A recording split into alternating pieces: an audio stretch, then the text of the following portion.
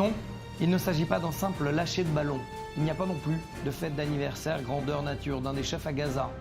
Ces ballons sont piégés, considérés par le Hamas de manière officielle comme des bombes à part entière. Et de nouveau, le terrorisme artisanal pourrait entraîner la région sud dans une guerre sans que personne ne comprenne pourquoi elle interviendrait maintenant.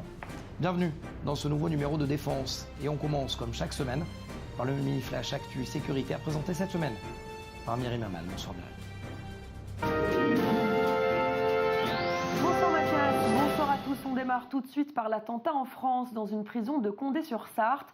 Un détenu radicalisé a poignardé 2 gardiens avec un couteau en céramique. Les 2 victimes ont été grièvement blessées, mais leur vie n'est plus en danger. Michael Piolo, âgé de 27 ans, s'est ensuite retranché pendant plusieurs heures avec sa compagne dans la salle de visite conjugale où il se trouvait.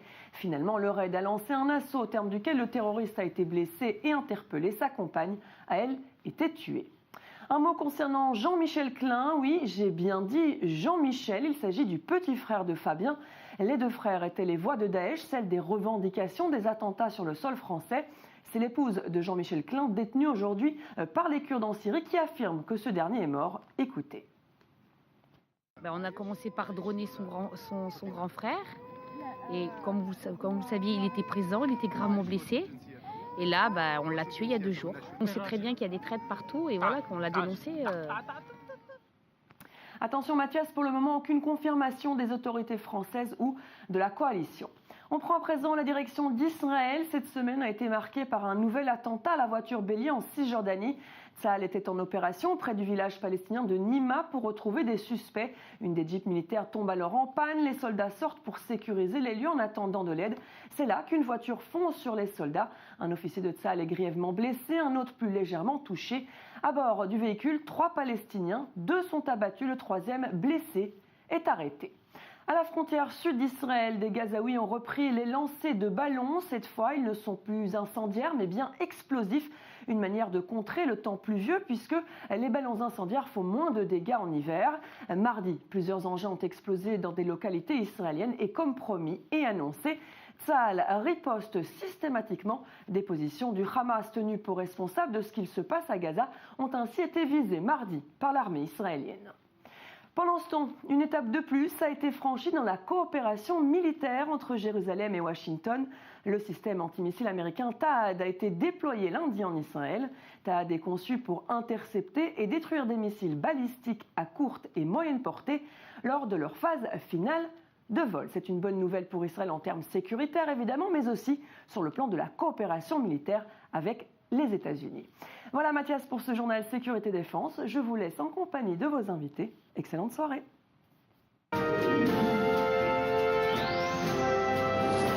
Merci Myri. Notre premier invité, Ali Waked, directeur de la chaîne Arab Day 24 News. Ali, d'abord première question sur Gaza. Pourquoi maintenant? Qu'est-ce qui se passe? On s'approche de la première anniversaire des manifestations du retour que le Hamas a lancé il y a 1 an. 1. 2. On se rapproche des élections israéliennes. 3. On se rapproche du mois de mai, le mois de la Nakba palestinienne.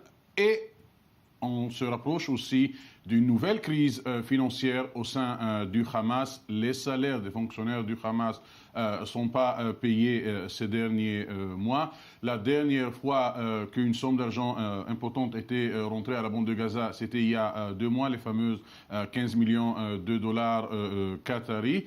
Et c'est un jeu de muscles de la part du Hamas pour que Israël accepte à nouveau, pour que ces fonds qataris rentrent à la bande de Gaza.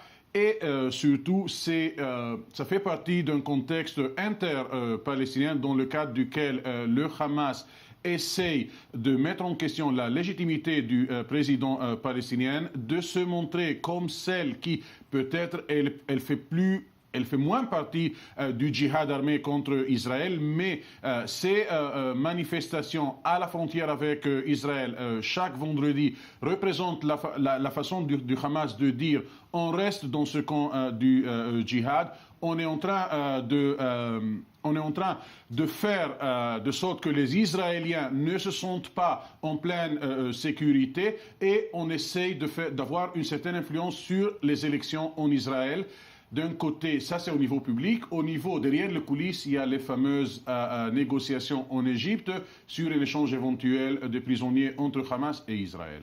Alors, vous parlez d'influence, j'aimerais parler d'une autre influence. J'ai dévoilé hier sur i24 News le fait que les armes de manière détournée ou les confections israéliennes via Rafael et sa filiale allemande se retrouvaient en Émirats arabes unis et de manière détournée, finalement, c'est la guerre d'Israël en coulisses contre l'Iran. Est-ce qu'on est finalement à la veille quasiment d'une coopération sécuritaire entre Abu Dhabi et Jérusalem ? On n'est pas à la veille, on est un peu après la veille, Mathias. Vous savez, des reports non confirmés dans la presse israélienne ces derniers mois ont parlé des visites des officiers des Émirats, y compris le chef de l'armée de l'air des Émirats, qui, selon ce report, a visité en Israël des rencontres. Donc ça veut dire, pardonnez-moi de vous couper, j'aimerais bien qu'en régie on puisse me montrer cet avion et le tracé de l'avion qui est parti d'Abu Dhabi, qui aurait dû aller à Sharm el-Sheikh et finalement qui s'est posé à Tel Aviv. Vous dites qu'à l'intérieur, il y avait un officiel. Le chef des services secrets qatari et le chef de l'armée des Émirats, et le chef de l'armée de l'air des Émirats. Et ce n'est pas la première fois, et j'imagine que ça va pas être la dernière fois. Vous savez, aux Émirats, il y a un fameux Palestinien qui jouit de relations excellentes avec l'échelon sécuritaire en Israël, un Palestinien, Mohamed Dahlan, le grand rival d'Abu Mazen, mais qui est on voit cet avion derrière nous. Qui est un proche, peut-être le plus grand proche de Mohammed Ben Zayed, le prince héritier des Émirats. Et ce n'est pas surprenant qu'il y a ces reports sur des affaires directes ou indirectes entre Israël et les Émirats. Et en fin de compte, tout effort qui vise à affaiblir le rôle de l'Iran dans la région, Israël ne sera pas contre. Merci. Ali Waked, directeur de la chaîne arabe d'I24 News. Toujours un plaisir. Le Parlement britannique a officiellement déclaré le Hezbollah comme entité entièrement terroriste, vous le savez. C'est justement à Londres que l'on retrouve Anaïs Cordoba pour le salon du contre-terrorisme. Anaïs, bonjour. Il a été question notamment du Hezbollah, j'imagine. Faire partie du Hezbollah ou inciter à le soutenir est désormais considéré comme un crime au Royaume-Uni et passible d'une peine pouvant aller jusqu'à 10 ans de prison. Alors les Britanniques qui s'alignent avec la position américaine vis-à-vis du Hezbollah ont été vivement critiqués par l'Iran pour cette décision. Une décision qui intervient quelques jours après la révélation d'une rencontre secrète entre le patron du MI6, les services secrets extérieurs britanniques et le patron du Mossad, Yossi Cohen. Alors, ils auraient discuté de l'Iran lors de cette rencontre. Écoutez à ce sujet Alistair Bunkal, l'expert sécurité de la chaîne britannique Sky News.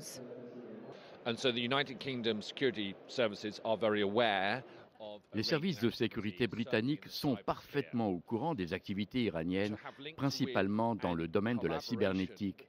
Cette connexion entre le MI6 et le Mossad est parfaitement réaliste selon moi. Israël et la Grande-Bretagne sont des alliés, des partenaires, se partagent des infos sur des activités terroristes au Proche-Orient et je dirais même que le MI6 a beaucoup à gagner dans cette relation avec le Mossad. Alors Anaïs, au-delà de la menace intérieure et la menace du Hezbollah, il y a cette menace intérieure qui pèse sur le sol britannique toujours. Depuis mars 2017, 18 attentats ont été déjoués au Royaume-Uni et plus de 700 enquêtes liées au terrorisme sont actuellement en cours. Selon les experts présents à cette conférence, c'est Daesh qui constitue la principale menace terroriste pour le pays. Une menace qui n'est pas prête de s'éteindre, car selon ces experts, malgré les défaites de ces derniers mois, Daesh pourrait décider d'attaquer l'Occident pour montrer que le groupe est toujours actif et ce ne serait qu'une question de temps avant un prochain attentat. Le Royaume-Uni est également préoccupé par la question du retour des djihadistes et de leurs familles. Actuellement, on parle beaucoup de Shamima Begum, une jeune Britannique de 19 ans partie en Syrie pour épouser un djihadiste. Actuellement, elle est dans un camp de réfugiés en Syrie et demande à rentrer en Grande-Bretagne avec son bébé. Mais le ministère de l'Intérieur l'a déchu de sa nationalité britannique.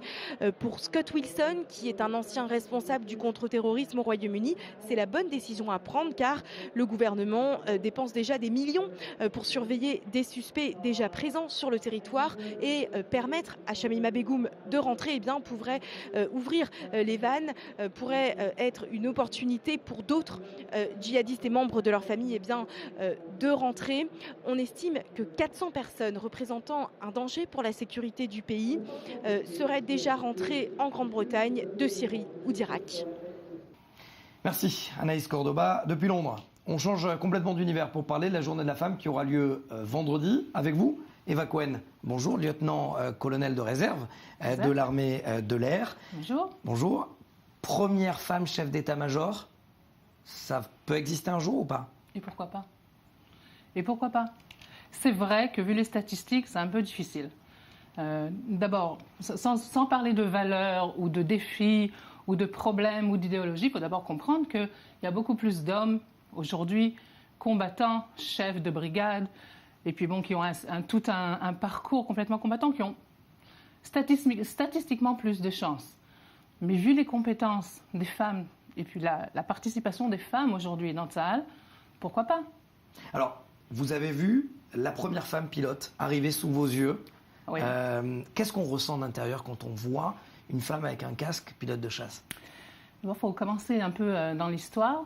D'abord, ça paraissait complètement incroyable. Avant la pétition à la Cour suprême d'Alice Miller en 1995, on s'est dit, mais qu'est-ce qui lui est tombé dessus sur cette jeune femme en se disant, je veux être pilote et je pose ma pétition à la Cour suprême, pétition qui a abouti, qui a changé les lois de Tsahal, les lois du recrutement de femmes. Et le gros changement après cette pétition n'a pas été seulement l'histoire du pilote, mais en fait le fait que toutes ces professions qui n'étaient pas ouvertes aux femmes dans Tsahal ont été soudainement ouvertes. Et en 2000, la loi a changé. Et c'est comme ça qu'on a vu d'un coup des femmes commencer l'école de pilotage. D'abord, moi, en tant que femme à l'armée de l'air, ça me paraissait incroyable. Et surtout en tant que Française. Alors vous êtes lieutenant-colonel de réserve dans l'armée de l'air. C'est quand même assez incroyable.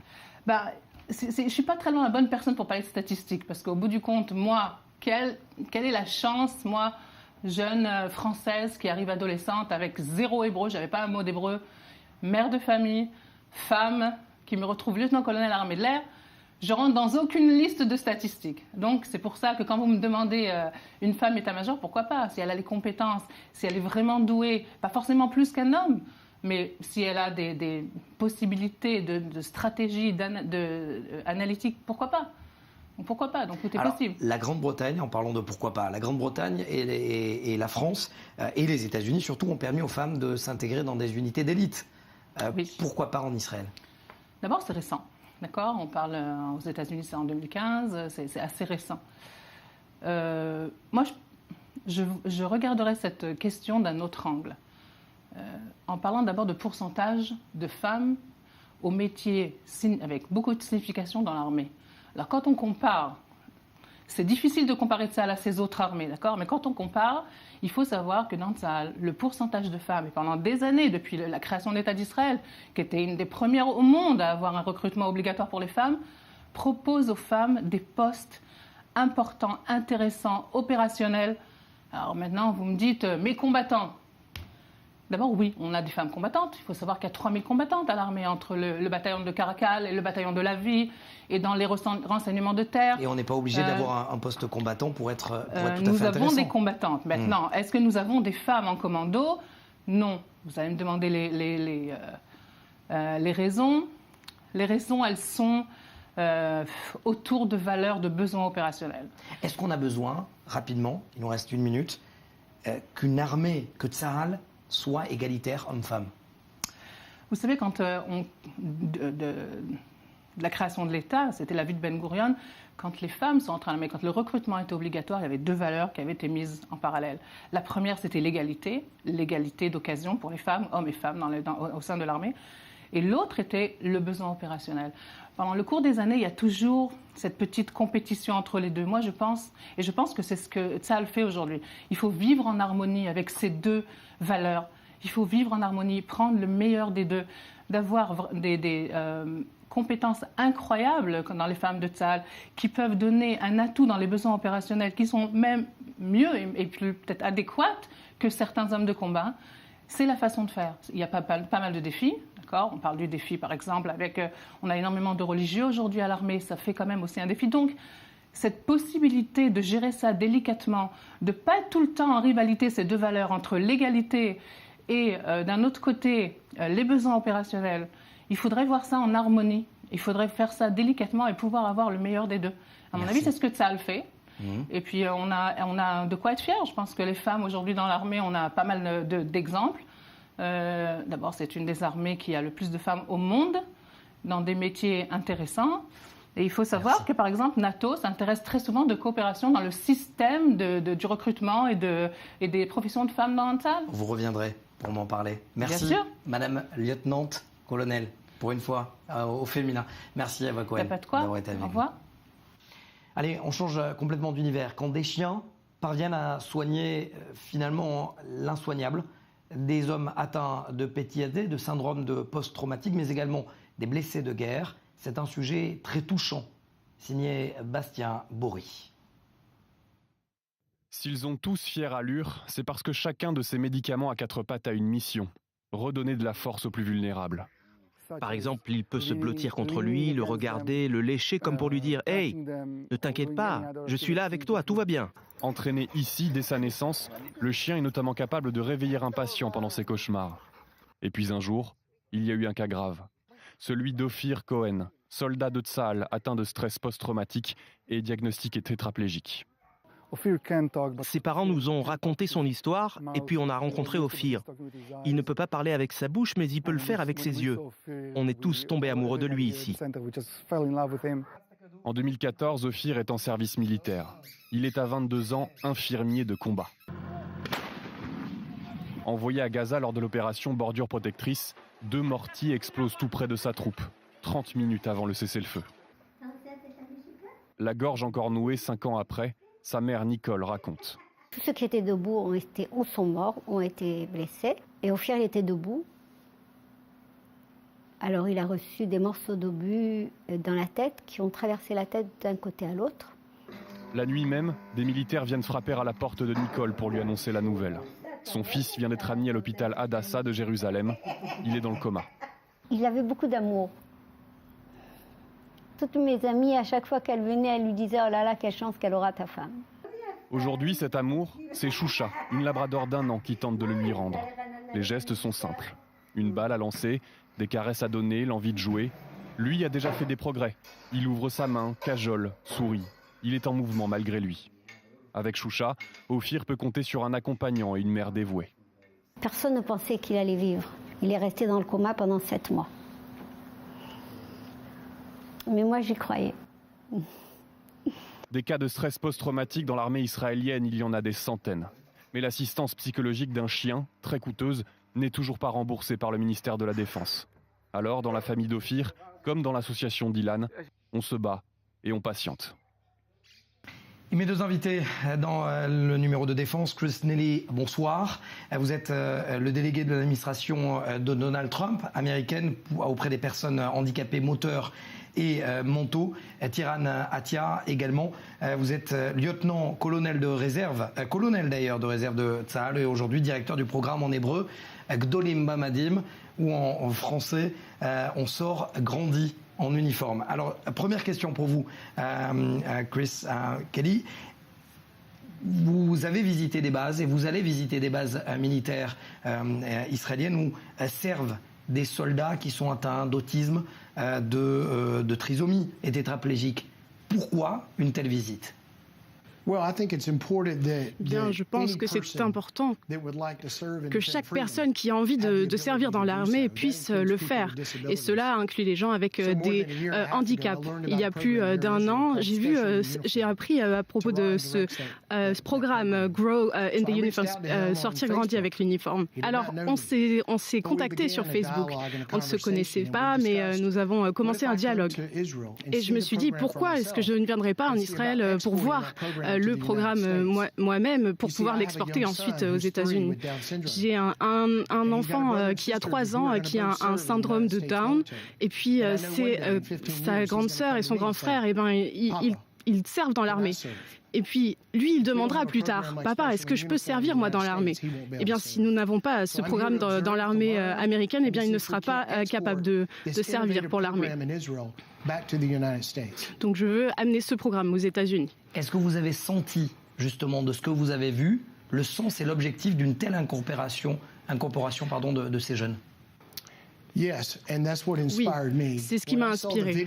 Quand j'ai vu cette vidéo sur Internet avec ce que Tsahal était en train de faire et toute l'inclusion que cela représente avec l'éducation et l'entraînement pour ces jeunes personnes, et aider ces gens ces jeunes avec des handicapés, eh bien, c'est un modèle que nous devons suivre. Alors demain, je vais voir ce qui se passe ici aussi, et puis je vais pouvoir le ramener aux États-Unis. Et puis peut-être qu'aux États-Unis, on va commencer de manière locale, avec la police, avec des gardes, avec des réserves de l'armée. Et peut-être, un an, nous allons pouvoir permettre à tous les gens de lever le drapeau et de servir pour leur pays. Tiran, quand a commencé l'enrôlement d'une telle unité? Cela a commencé il y a environ 22 ans. Et puis ensuite, en 2014, nous l'avons amené à un autre niveau, avec un niveau plus professionnel. Nous avons ouvert un programme en 3 phases pour analyser les habilités, les capacités des gens. Nous essayons de prendre les capacités de chacun et de les utiliser pour l'armée. Nous arrivons au moment de diplômer et au moment où ils vont finir l'armée, donc ils ont envie de faire quelque chose d'autre. Donc il y a aussi d'autres programmes pour intégrer et inclure tous ces gens dans le marché du travail israélien. Est-ce que vous pouvez nous donner des exemples d'unités dans lesquelles ces jeunes sont incorporés? Je l'ai vu moi-même, un jeune autiste qui sert dans une des unités les plus secrètes des renseignements militaires israéliennes. C'est quand même incroyable.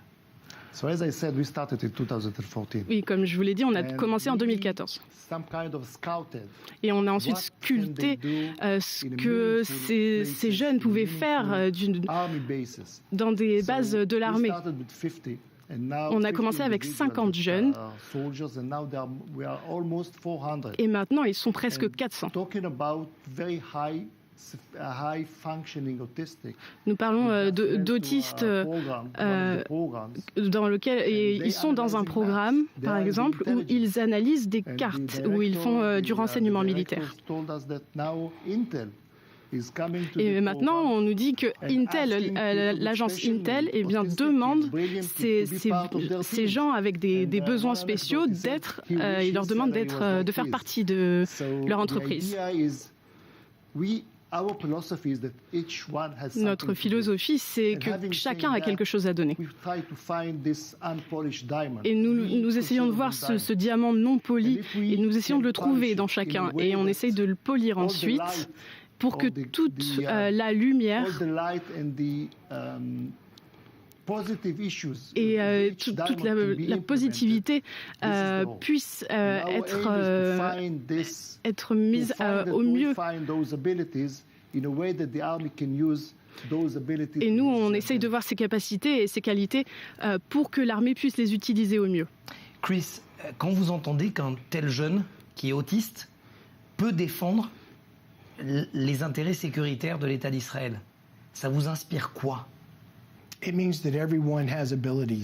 veut dire que chacun a des qualités et chacun peut contribuer. Au lieu de se concentrer sur les handicaps des gens, eh bien, on regarde ce dont ils sont capables. Et tout le monde a des capacités spéciales. Et la clé, c'est vraiment de voir ce qu'il y a en chacun. Ce qu'on voit ici en Israël, c'est qu'il y a ce processus de découverte. Et par exemple, avec les personnes qui sont atteintes d'autisme, eh bien, elles peuvent imaginer elles peuvent regarder des images, elles peuvent examiner, analyser. Et puis ensuite, cela peut être positif pour la sécurité du pays. Et cela peut être aussi exporté dans d'autres pays démocratiques et amener plus de liberté. Est-ce que vous pensez que vous allez réussir à convaincre le président des États-Unis, Donald Trump? En Amérique, presque toutes les grandes idées, eh bien, elles ne commencent pas à Washington, elles commencent de manière locale. Ce qu'il faut faire, c'est de commencer de manière locale et puis grandir de plus en plus et appliquer une pression sur le Congrès. Moi, je veux retourner chez moi avec ces idées et essayer de faire tout cela de manière locale, avec peut-être des pompiers, la police. Donc on va commencer par ça. Et ensuite, on verra de manière nationale. Donc voilà, toute la politique est d'abord locale aux États-Unis. L'art de détourner le propos. Dernière question à vous deux, messieurs. D'abord, je commencerai par Tiran. L'armée comme vecteur social, c'est la même question que je vais vous poser, messieurs. C'est ça, finalement, le vrai objectif de ce programme? My vision. Ma vision, c'est que si quelqu'un voit quelqu'un d'autre avec des différentes qualités, on ne parle pas de handicap, là on parle vraiment de qualités différentes. Eh bien, si on voit quelqu'un d'autre avec d'autres qualités, eh bien, il ne changera pas de trottoir. Il ne lui dira pas « est-ce que vous avez besoin d'aide ?» Non, l'idée c'est que nous sommes tous égaux. Aux États-Unis, la manière dont nous le voyons, l'armée, ça a toujours été un moyen de changer les choses socialement. Merci beaucoup, Tiran Attia, colonel et directeur du programme Gdolim Mamadib. Donc, on sort grandi en uniforme et Chris Kelly d'avoir été avec nous sur ce plateau. Merci d'avoir fait spécialement un détour dans votre visite sur notre plateau de défense. Et merci à Osenaz également d'avoir assuré l'interprétation de ces messieurs. Merci. Thank you. Ce numéro de Défense est terminé. Je vous retrouve la semaine prochaine, même heure, même endroit. Bonne semaine.